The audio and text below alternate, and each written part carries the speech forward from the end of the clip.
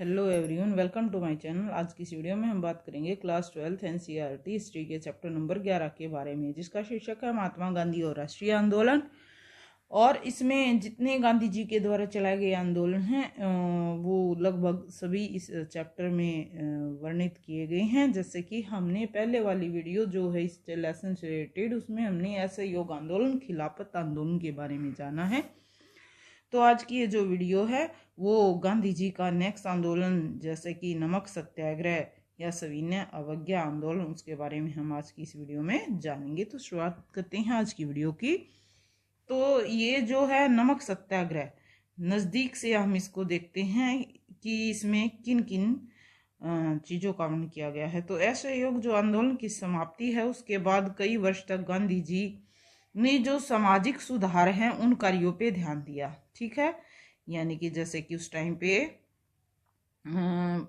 जो भी प्रथाएं थी, अस्पृश्यता और भी बहुत सारे सामाजिक जो सुधार हैं उन कार्यों पे ध्यान दिया। 1928 में फिर दोबारा से वे राजनीति में प्रवेश करते हैं। ये वो टाइम है जिस टाइम साइमन कमीशन भारत आया, और वो क्या किस लिए आया था? वो भारत की उपनिवेशिक स्थिति की जांच पड़ताल के लिए आया था। तो इस टाइम तक गांधी जी क्या है, ये जो असहयोग आंदोलन है इसकी समाप्ति के बाद सुधार कार्यों में लगे हुए थे। लेकिन जैसे ये कमीशन भारत आता है तो फिर उनका राजनीति में प्रवेश हो जाता है। इससे आगे इन्होंने जो भारतीय समाज के लिए किया वो भी हम इस वीडियो में डिस्कस करेंगे। तो जैसे कि ये भारत की स्थिति का जायजा लेने आया था ये कमीशन, तो इन्होंने क्या किया, अखिल जो है इस कमीशन के विरुद्ध अखिल भारतीय अभियान चलाया गया। लेकिन गांधी जी ने क्या किया, इसमें हिस्सा नहीं लिया, केवल उनको इस अभियान के लिए उन्होंने आशीर्वाद ही दिया है। और इसी तरह से बारदोली जो है वहाँ भी इस सत्याग्रह में उन्होंने ऐसा ही किया, केवल लोगों को आशीर्वाद दिया अपनी तरफ से, यानी कि उन्हें सलाह मशवरा दी। फिर जो 1929 है वो दिसंबर के अंत में कांग्रेस का अधिवेशन कहाँ रखा गया है? लाहौर में। ये वो समय है जिस अधिवेशन में किस चीज़ की मांग उठी थी? पूर्ण स्वराज की। ठीक है, तो इस टाइम पे क्या घटना घटती है और उस मांग का क्या असर होता है भारतीयों पे? तो ये अधिवेशन है, ये क्यों रखा गया था, इसकी क्या महत्ता है, क्या इसका महत्व रहा समाज के लिए? एक तो जवाहरलाल नेहरू को अध्यक्ष बनाया गया, जो किस चीज को दर्शा रहा था? युवा पीढ़ी के, कि इसका नेता कौन बन गया था? युवा पीढ़ी का नेता। दूसरा, पूर्ण स्वराज्य व पूर्ण स्वतंत्रता की घोषणा। और 26 जनवरी 1930 को ऐसा किया भी गया, राष्ट्रीय ध्वज फहराकर और देशभक्ति के गीत गाकर स्वतंत्रता दिवस मनाया गया पूरे हर्षोल्लास के साथ। और इसी के साथ ही गांधी जी ने लोगों को और क्या सुझाव दिया है? गांधी जी ने लोगों को सुझाव दिया है कि नगाड़े पीट के और पारंपरिक तरीके से स्वतंत्रता की घोषणा की जाए। ठीक है, नगाड़े मतलब पहले मेन जो चीजें हैं वो आकर्षण, ध्यान को आकर्षित करने की नगाड़े बजाना होता था, यानी कि पुराने तरीके से स्वतंत्रता की घोषणा की जानी थी। और इस समारोह की शुरुआत राष्ट्रीय ध्वज फहराकर भी होगी। दिन के बाकी हिस्से इनमें समाज सेवा और सूत कताई जैसे कार्य उन्होंने किए। और अन्य लोगों की तरह भारतीयों को भी आज़ादी और कठिन परिश्रम के फल का आनंद लेने का अधिकार है, कोई भी सरकार उन्हें दबा नहीं सकती, ऐसा उनका विचार था। क्या विचार था? कि जो अन्य लोग हैं उन्हीं की तरह उनको ये क्या है, आज़ादी का अधिकार है। ठीक है, अब इसी बात को ध्यान में रखते हुए यहाँ तक तो गांधी जी क्या रहे हैं, निष्क्रिय रहे हैं, सिर्फ लोगों को वो सलाह देते रहे, खुद उन्होंने कहीं भी आगे कदम नहीं रखा है। लेकिन उनकी शुरुआत होती है दांडी मार्च से, दांडी यात्रा से। तो आज़ादी के बाद जो गांधी जी है उसने क्या किया, अंग्रेज ने कानून बनाए हुए थे। कौन सा कानून? कि नमक जो है उसके उत्पादन और विक्रय को एकाधिकार में उन्होंने ले लिया था, तो उसको तोड़ने के लिए गांधी जी ने दांडी यात्रा का प्रावधान किया। ठीक है, किस चीज का? दांडी यात्रा का प्रावधान किया कि वो दांडी से एक यात्रा निकालेंगे और दांडी के लिए प्रत्येक, उनका क्या मानना था? उनका मानना था कि प्रत्येक घर में नमक जरूरी है, फिर भी भारतीयों को नमक बनाने से रोका गया था। और दूसरा मुख्य कारण क्या था कि ऊंचे दाम पे खरीदने के लिए बाध्य भी। एक तो नमक नहीं बनाने दिया जा रहा था, यहाँ पे उनकी उत्पादन क्षमता घट गई। क्यों? क्योंकि यहाँ ये फ्री ऑफ कॉस्ट बनता था, और दूसरा उन्हीं भारतीयों को ये ऊंचे दाम पे खरीदने के लिए बाध्य होना पड़ता था। गांधी जी ने जो ये यात्रा शुरू की थी, तो इसकी सूचना जो है लॉर्ड इरविन को दी, लेकिन उन्होंने इसके महत्व को समझा ही नहीं। उन्होंने माना ही नहीं कि यात्रा महत्वपूर्ण हो सकती है। तो इस तरह से जो गांधी जी ने 12 मार्च 1930 को साबरमती आश्रम से अपनी यात्रा शुरू कर दी, और इसी से ही सविनय अवज्ञा आंदोलन की शुरुआत हो जाती है।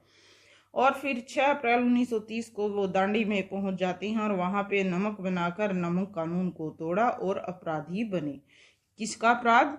कि नमक कानून तोड़ा। ये जो नमक बनाने का अधिकार किसके अंडर में था उस टाइम पे? अंग्रेजों के अंडर में था। तो उन्होंने जो ये है कानून तोड़ दिया खुद नमक बना के। अब नमक सत्याग्रह क्यों किया, इसके बारे में जान लेते हैं। नमक सत्याग्रह पर गांधी जी के विचार किस तरह के रहे हैं। तो नमक जो है विरोध का प्रतीक है। नमक कानून तोड़ना क्या बताना चाहते थे वो अंग्रेजों को? वो ये बताना चाहते थे कि हमारी जो जनता है, यानी कि जो भारतीय हैं, जैसे कि गांधी जी, वो अंग्रेजी सरकार के खिलाफ हो चुके हैं। ठीक है, और पूरा जन समर्थन उनके साथ था। आगे हम इस वीडियो में जानेंगे कि किस तरह से पूरे जो ग्रुप है भारतीय लोगों का, वो इस आंदोलन में गांधी के साथ बढ़ चढ़कर हिस्सा ले रहे थे। अन्यायपूर्ण तरीके से जो है नमक कर तैयार किया गया। नमक कर किस तरह के होते थे? अन्यायपूर्ण। और जो कभी कभी नमक के मूल्य का कितना हो जाता था? 14 गुना ज्यादा। ठीक है, अदा किए नमक के प्रयोग को रोकने के लिए सरकार उस नमक को नष्ट कर देती थी जिसे वह लाभ पर नहीं बेच पाती थी। मतलब जहां उसे प्रॉफिट नहीं मिलता तो उस नमक को वो नष्ट कर देती थी। तो अंग्रेजी जो सरकार है राष्ट्र की अति आवश्यक वस्तुओं के उत्पादन पर रोक लगा देती है। और दूसरा क्या है? इस प्रकृति प्रदत्त जो उपहार है, ये क्या? नमक उन वस्तुओं को नष्ट कर रही है जो बिना श्रम के उत्पादित हो रहा है। यहाँ कोई श्रम थोड़ा लगनी, इतना ज्यादा तो बहुत कम श्रम से ये नमक उत्पादन हो रहा था। तो ये दोनों चीजें, दो नुकसान यहाँ भारतीय सरकार के लिए होता जा रहा था अंग्रेजी सरकार की तरफ से। ठीक है, तो ये जो नमक बनाने का एकाधिकार चौतरफा अभिशाप है जो राष्ट्र की अति आवश्यक संपत्ति को नष्ट कर रहा है। गांधी जी का ऐसा मानना था। क्या मानना था गांधी जी का?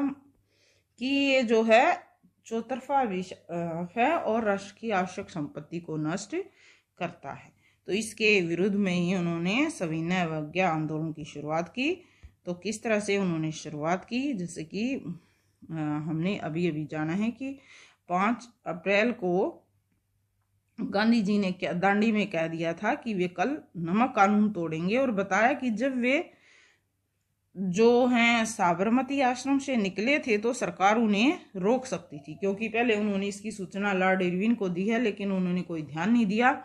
और सरकार उनके साथियों और उनको गिरफ्तार भी कर सकती थी, लेकिन ध्यान न देने के कारण उनको गिरफ्तार नहीं किया गया। क्यों? एक तो रीजन ये है कि उन्होंने ध्यान नहीं दिया। दूसरा विश्व जनमत, क्योंकि अपने ही देश में कहीं आना जाना कोई रोक नहीं सकता, तो इसलिए विश्व जनमत की खातिर भी शायद अंग्रेजों ने ऐसा नहीं किया गया होगा। अब असहयोग आंदोलन की तरह असंख्य धाराएं, इस आंदोलन की भी असंख्य धाराएं थी। औपनिवेशिक जो शासन के खिलाफ, जैसे कि वन कानूनों का उल्लंघन किया गया, क्योंकि वन में पशु और व्यक्तियों को जाने पे उन्होंने रोक लगा दी थी। तो जैसे कि नमक आंदोलन शुरू हुआ, वैसे ही वन में रहने वाले लोगों ने भी आंदोलन शुरू कर दिया। फैक्ट्री में जो कामगार हैं वो भी हड़ताल पे चले गए। वकील लोग ने अदालतों में जाना छोड़ दिया। बच्चों ने सरकारी स्कूलों का बहिष्कार किया। तो इस तरह से जितनी भी सार्वजनिक इमारतें थी वहां लोगों ने काम करना छोड़ दिया।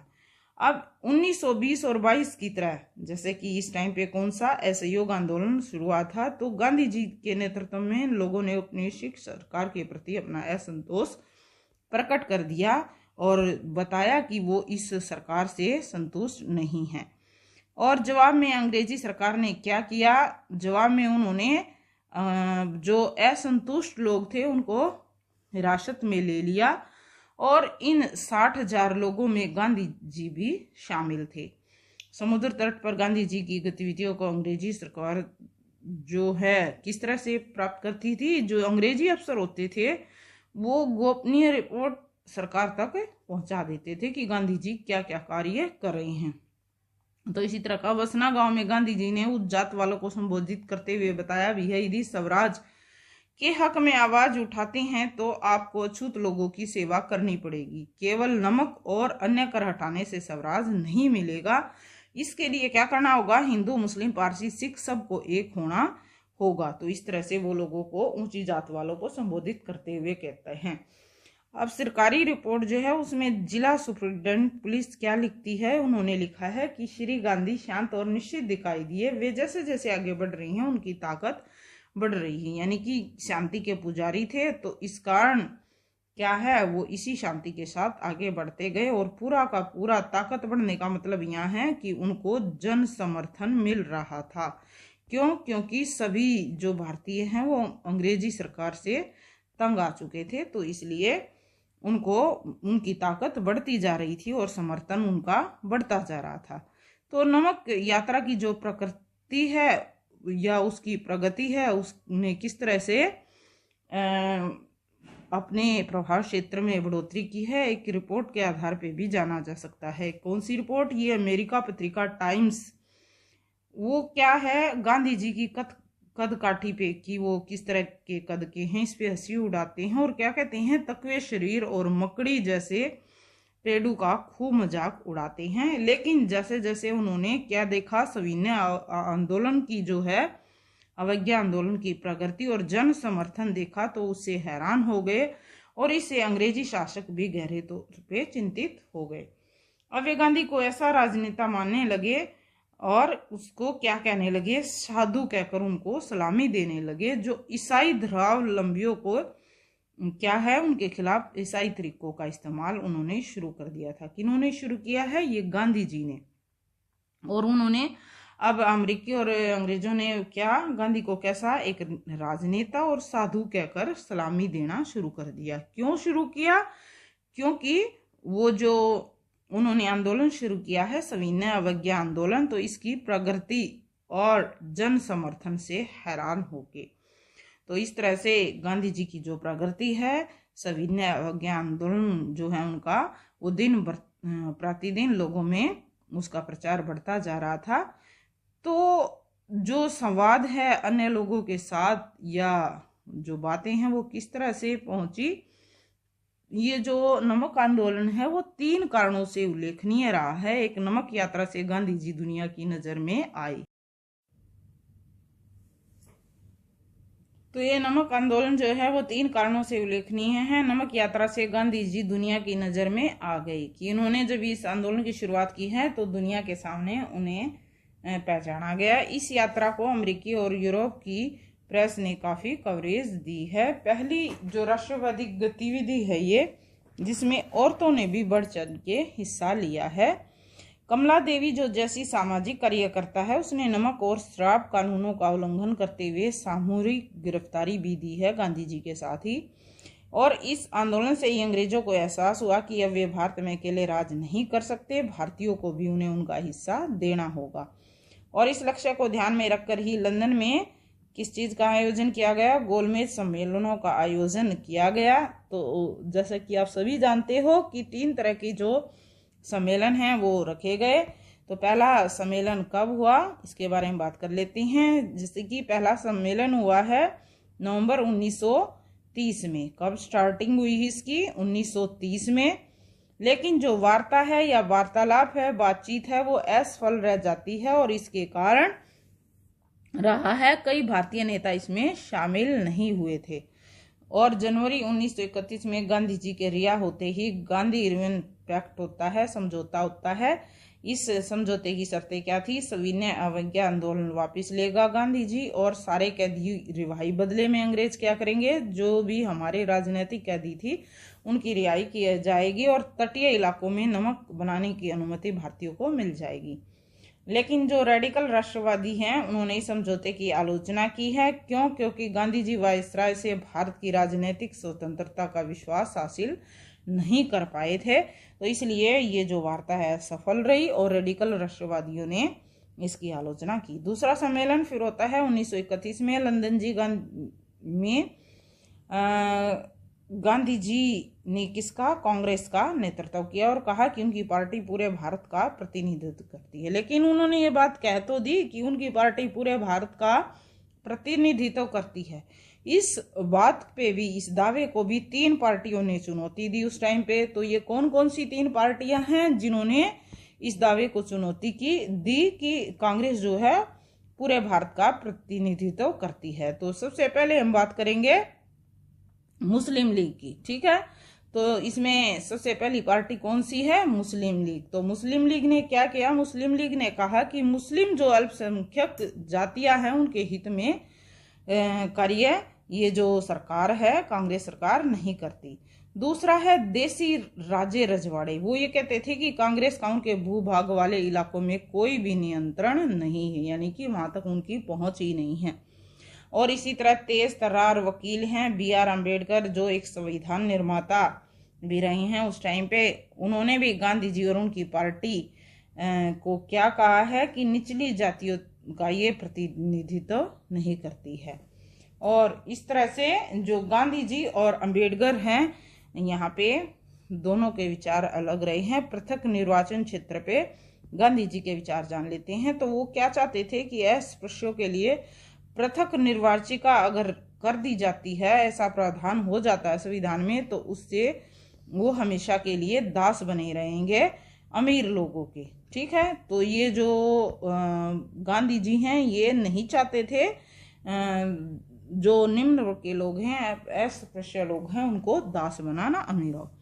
जबकि अंबेडकर जी के विचार कुछ और ही थे। वे ये मानते थे कि हमारे समाज सामने एक ऐसा वर्ग है जो अस्तित्व के संघर्ष में खुद को कायम नहीं रख सकता, कि उनका जो अस्तित्व है उसके संघर्ष में वो अपने आप को कायम नहीं रख सकता।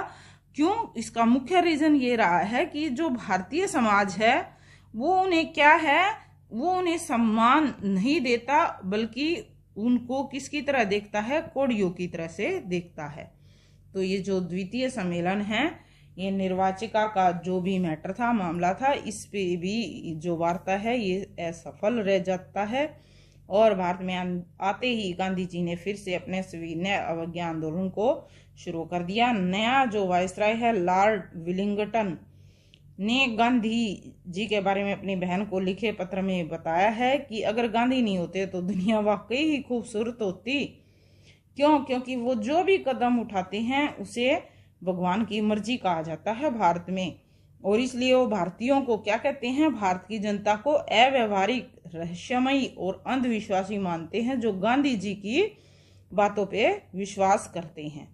तो इस देख लिया आपने कि गांधी के प्रति कितनी श्रद्धा भाव भारतीय जनता में रही है और अंग्रेज उनको किस आधार पे मजाक उड़ाते हैं। क्या कहते हैं भारतीय जनता को?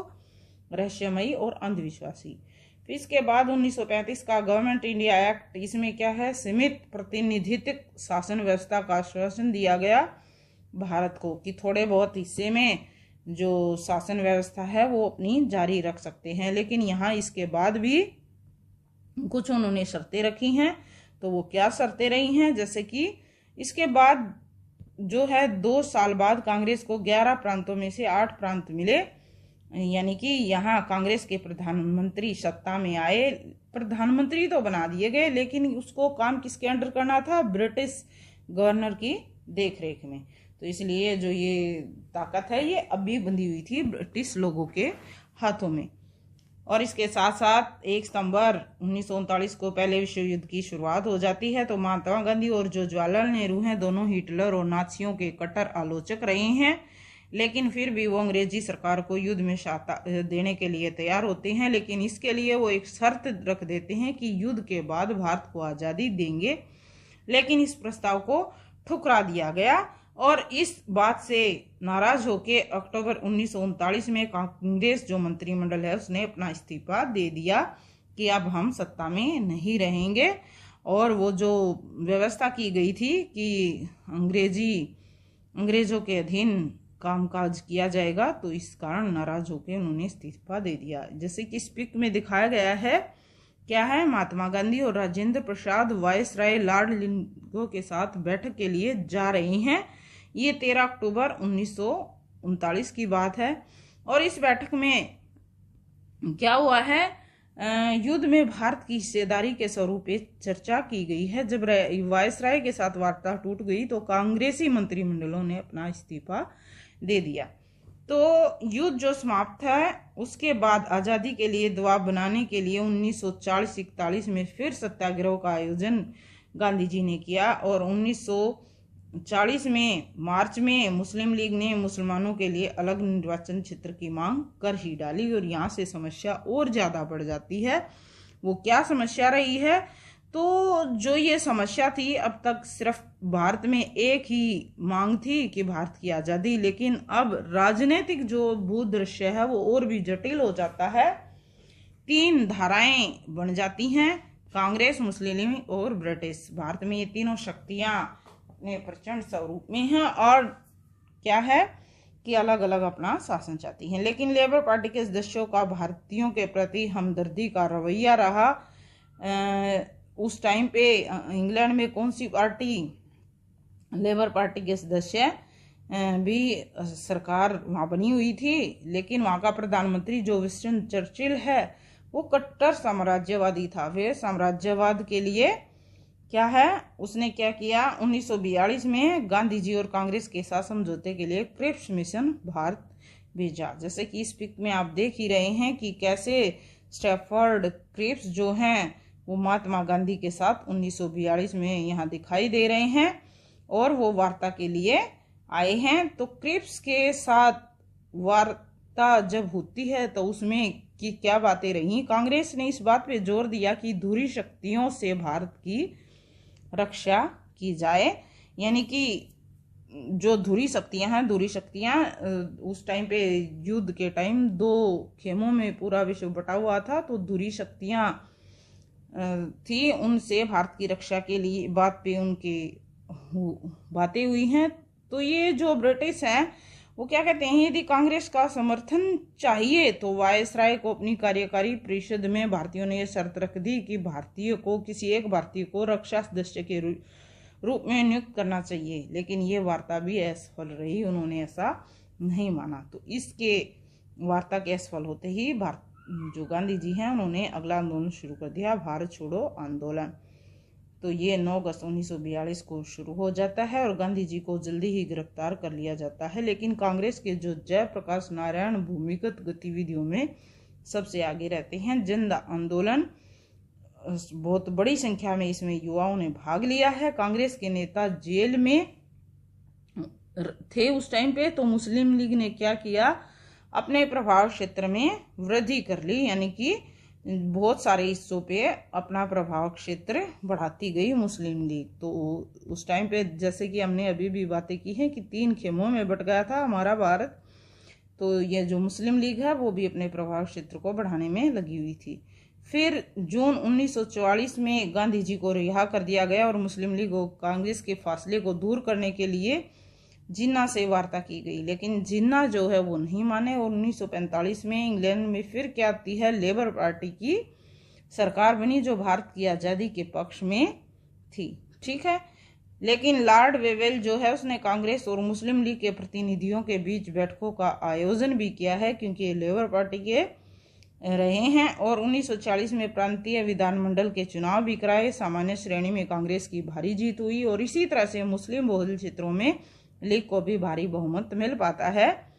और इसके बाद फिर 1946 में कैबिनेट मिशन भारत आता है, जिसने कांग्रेस और मुस्लिम लीग को एक संघीय व्यवस्था के लिए राजी किया। ये मिशन भी क्या चाहता था, कांग्रेस और मुस्लिम लीग दोनों इकट्ठे मिलकर एक संघ बना के चले, जिसमें भारत के भीतर विभिन्न प्रांतों को सीमित स्वायत्तता दी जा सकती है, लेकिन यह फैसला भी असफल रहा। इसका मुख्य कारण ये रहा है, ये असफल इसलिए रहा क्योंकि उस टाइम पे जो जिन्ना है वो किस बात पे अड़े हुए थे, वो पाकिस्तान के निर्माण के लिए लीग की मांग के समर्थन में उन्होंने फिर क्या किया, प्रत्यक्ष कार्यवाही दिवस का आयोजन किया या आह्वान किया, और इसके लिए 15 अगस्त 1946 का दिन चुना गया। फरवरी 1947 में लॉर्ड माउंटबेटन को भारत का वायसराय बना के भेजा गया, उन्होंने भी वार्ता की, लेकिन फिर भी ये बातचीत मुस्लिम लीग और कांग्रेस के बीच असफल रही और अंत में 15 अगस्त को आज़ादी का दिन चुना। लेकिन यह आज़ादी किसके साथ मिलने वाली थी, विभाजन के साथ। और दिल्ली में संविधान सभा की बैठक में गांधी जी को फिर राष्ट्रपिता की उपाधि दी गई। तो इस वीडियो में हम इतना ही टॉपिक कवर करेंगे, रिमेनिंग टॉपिक्स हम नेक्स्ट वीडियो में जानेंगे। So thanks for watching the video.